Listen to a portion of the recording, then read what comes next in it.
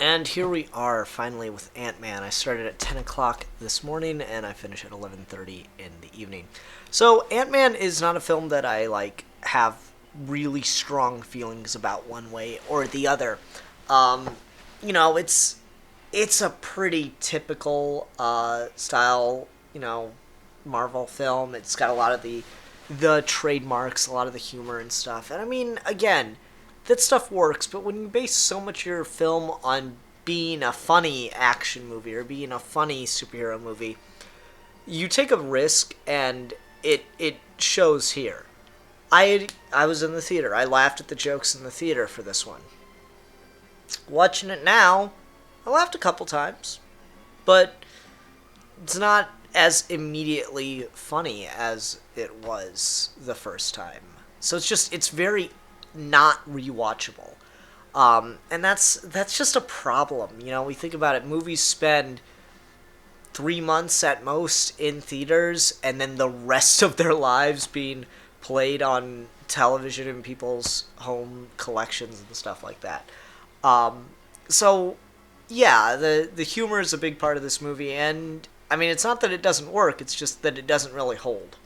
Um, that being said, my major complaint that still really holds for this movie is the more you think about the explanation they give for the shrinking, the dumber the decisions made in this movie get. And yeah, it's shrinking technology. It's pretty stupid to begin with, but the explanation they give is that it shrinks the distance of the space between atoms. And for those that don't know, most objects are actually empty space. So technically, I should be able to put my hand through something, but due to repulsion by electrons, there's just enough.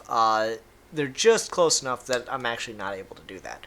But if you could shrink the space between atoms, if you can shrink the distances, there should be no reason that atoms couldn't flow past one another. So that's using that method that is the smallest you could possibly get is phasing between objects. But this has so many things like not just a throwaway moment. Two of the biggest sequences and biggest plot points in this revolve around shrinking to a subatomic scale, which literally, if you were talking about shrinking the distance between atoms, you can't go smaller than an atom at that point.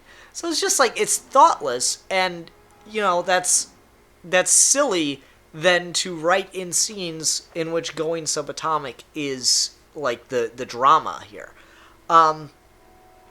That, and there's a lot of exposition for people who don't know a lot. And I don't want to sound like an expert on quantum mechanics, though I am. I don't want to sound like an expert on quantum mechanics, but Scott Lang should know some of this. He has a science and technology master's. He says he's got a master's in electrical engineering.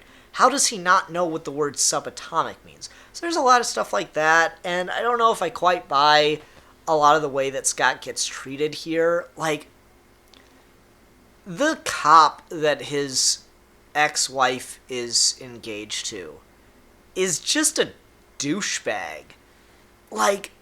Scott Lang goes to prison in this movie because he stole when he whistleblowed, when he blew a whistle and got fired. He stole from the company and gave it back. He Robin Hooded their ass. How is this cop shitty with him? On what level is this cop going to be shitty with this dude?